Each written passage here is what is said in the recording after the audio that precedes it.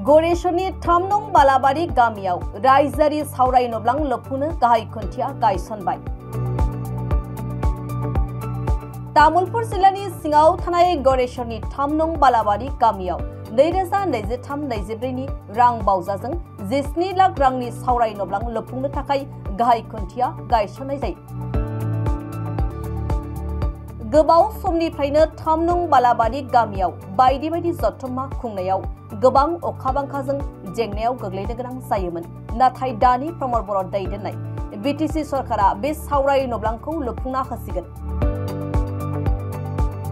बे हाबाफारियावनो गाहाय आलासि महरै बाहागो लानानै सावराय नब्लांनि गाहाय खुन्थियाखौ गायसननानै होयो गरेशर ब्लक TCLCCनि मासिगिरि रमेन बर'आ इउपिपिएल दलनि बायदि बिबानाव थानाय दैदेनगिरिफोरजों लोगोसे थामनं बालाबारि गामिनि रायजो राजाफ्रा बे हाबाफारियाव बाहागो लायो। थामनं बालाबारियाव जोंनि पिनारदि डिपार्टमेन्टनिफ्राय मोनसे कमिउनिटि हल खुन्थिया गायसननाय हाबाफारि जानानै थांबाय। बेहाय आंखो गिबि खुन्थिया गायसननायनि जि माने हाबाफारि, बे हाबाफारियाव आंखो मोनसे दायथ' होदोंमोन आरो बे दायथ'खौ आङो माने फालिनो मोननानै आंबो गोजोननाय मोनदों। आरो आङो जोंनि बिटिआर सरकारनि जानानै नैबे थामनं बालाबारिनि रायजो राजानिसिमबो मोनसे साबायखर बावहरदों। बिथांमोना नैबे गामियाव जि मोनसे कमिउनिटि हल मोननो थांबाय, बिदिनो मोनफा मोनफा समस्या मोनफ्रोमबो गामिफोराव थायो आरो बेयो मोनसे जोंनि बिटिआर चिफ सारनि मोनसे मिशनमोन जे प्रतिथा गामि ओनसोलफोराव नांगौ बायदियै जोंनि रायजोनि जि माने अभाब अभियोग, बे अभाब अभियोगखौ जोङो मोनफा मोनफायै नैबे 4 बोसोराव जोङो मावफुंलांनो हादों। आरो फैबाय थानाय समाव निस्सय बिनिख्रुइ गोबां जोङो रायजोनि समस्याफोरखौ मावनो हागोन होननानै जोङो आसा फारिदों। आरो बेहाय जोङो जों जिहेथु दिनै बिटिआर बाखिनि थाखाय खामानि मावदों, बिथांनि दैदेननायाव जोङो जोबोद गोजोननाय दं। बिटिआर बासिनि रायजो राजा बिथांमोनाबो माने बिथांखौ गोजोननाय हामलायदों। आरो निस्सय फैबाय थानाय समाव बिदिनो जोङो रायजोनि खामानि मावनानै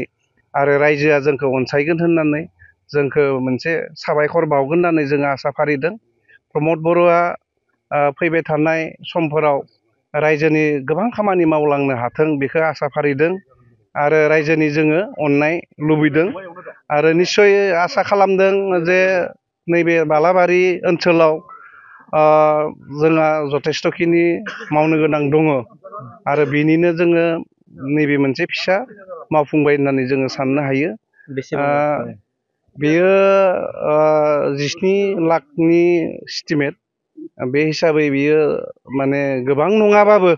बेजोंनो गामि दाबसेनि मोनसे समस्यानि माबाया जोंहा सावराय मेल बा बायदिसिना फिसा मिल मिटिंफोरा बेयाव जोंहा मावफुंजागोन होननानै आसा खालामनो हायो। आरो बिदि बालाबारिल' नङा, गरेशर समस्तिनि जिमानखिनि जोंहा गामिफोर दं, गामि फिसाफोराव बिदिनो जोङो गेजेर पिएनआरडि डिपार्टमेन्टआनो जा, WBT डिपार्टमेन्टआनो जा, गेटनि डिपार्टमेन्टआनो जा, गोबां डिपार्टमेन्टनिफ्राय जोङो आसनिफोरखौ लानानै मावनो हाबाय थादों आरो उनावबो मावलांगोन जों आसा फारिनो हायो। नैबे समाव बेरेखा हान्जायाथ' बेखौ बुंखागोन आरो बिथांमोना बेखौ एसे डायलगखौ मारियाबा रायजोनि गेजेराव बिथांमोना बोरै हाबनो। आरो मावदो मावाखै बिथांमोना माने मेगनखौ खाथेनानै थाबायबाय थादों। जोंहा माने फरायसालिनिफ्राय हमनानै गोबां माने लामा बा रायजोनि न' फिसाफोर माने मा होनो बेखौ कमिउनिटि हलफोर बायदि जथेस्थ' खामानिया जोंहा जागासिनो। अफिस आदालत कासारियाव जोंहा नांगौ बायदियै माने न'नि लेट्रिननि बानायनाय न'फ्रा जागासिनो। गोदोनि जि सरकार, बे सरकारफोरावथ' जोङो बुंनो हायोमोन अफिस आदालतनि कासारिफ्राव जोङो माखासे माने जि लुफुंनाय, बेफोर लुफुंनाय हाबाफारिया माने मुगैथावथावमोन आरो माने जोङो बुंनो हायो गरेस्वर डेभेलपमेन्टनि बाथ्राखौनो गरेस्वर डेभेलपमेन्ट ब्लकआव थांनाय सरकारफोराव मानसिया रायजोआ हासुनो थाखाय हासुग्रा खिग्रा बेबायदि सुबिदा गैयामोन दंखल गंसे गैयामोन खिन्थु जोंनि सरकार फैनायनि उनाव नोंथांमोना नुनो मोनगोन दिनै बेहाय माने रायजोआबो हासुनो हायो खिनो हायो माने बिदिनो अफिसफोरनि स्टाफआबो एक्सट्राके बेबायदि माने लेट्रिन बाथरुमफोरा जानो हमबाय दा आरो जोंनि लामाया लामानि खेथ्रआव लामाफोरा जोंहा दाबसे गामिनिफ्राय दाबसे गामियाव थांनो हायैनि अबस्थाया दिनैहालागै जायाखै आरो जिमान हायो जोङो सेस्था खालामदों आरो बिथांमोना बुंनाय बायदियै मालाबाबो नङा नैबे सारि बोसोराव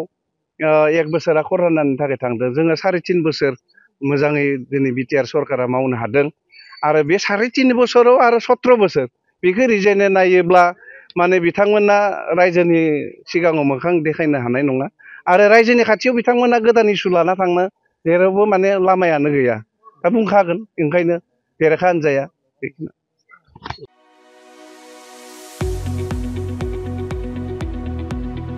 गुनगोनां सोलोंथाइ लानो गोसो गुदुं फरायसाफोरनि थाखाय गोजोनथाव खौरां क'क्राझारनि बालागाव सेन्ट आन्स कलेजाव 2025-26 बोसोरनि थाखाय गोदानै मुं थिसननाय हाबाफारिया जागायबाय HS थाखोआव आरो FYUG थाखोआव फरायसाफोरनि गोदानै मुं थिसननाया सोलिगासिनो दं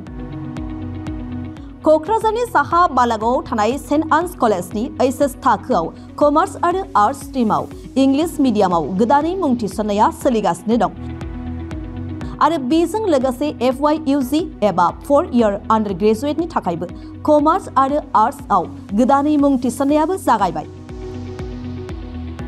FYUG नि आर्ट्सनि थाखाय English Bodo' Assamese political science education economics history आरो ससिय'ल'जि आयदायाव मेजर लानानै सोलोंथाइ लानो हागोन आरो BComनि थाखाय फाइनेन्स एकाउन्टेन्सि मार्केटिं मेनेजमेन्ट आरो HR मेनेजमेन्ट आयदायाव मेजर लानानै सोलोंथाइ लानो हागोन गुनगोनां फोरोंगिरिफोरनि सोलोंथाइ होनायजों लोगोसे बेवहाय बायदि उफ्रा सोलोंथाइबो होनाय जायो जेरै computer class spoken English course आरो गुबुन सार्टिफिकेट कोर्सफोरनिबो सोलोंथाइ लानो खाबु होनाय जायो बे कलेजाव स्पर्ट्स फेसिलिटिज लाइब्रेरी फेसिलिटिज वाइफाइनि फोनांजाब राहाजों इन्टारेक्टिभनि राहा आरो smart board classroom air condition computer lab आरो बेजों लोगोसे माखासे फरायसाफोरनो रिमिडियल क्लासनिबो खाबु होनाय जायो हौवा आरो हिन्जावफोरनि थाखाय आलादा आलादा हस्टेलनिबो सुबिदा दं जायफोर फरायसाफोरा गुनगोनां सोलोंथाइ लानो गोसो गुदुं नोंथांमोना क'क्राझार बालागावआव थानाय सेन्ट आन्स फरायसालिमायाव मुं थिसननो हासिगोन गोबाङै मिन्थिबावनो थाखाय नैबे जानबुं एबा कन्टेक्ट नं 6003786924 आव जगाजग खालामदो एबा सुलाद लाहरनो हागोन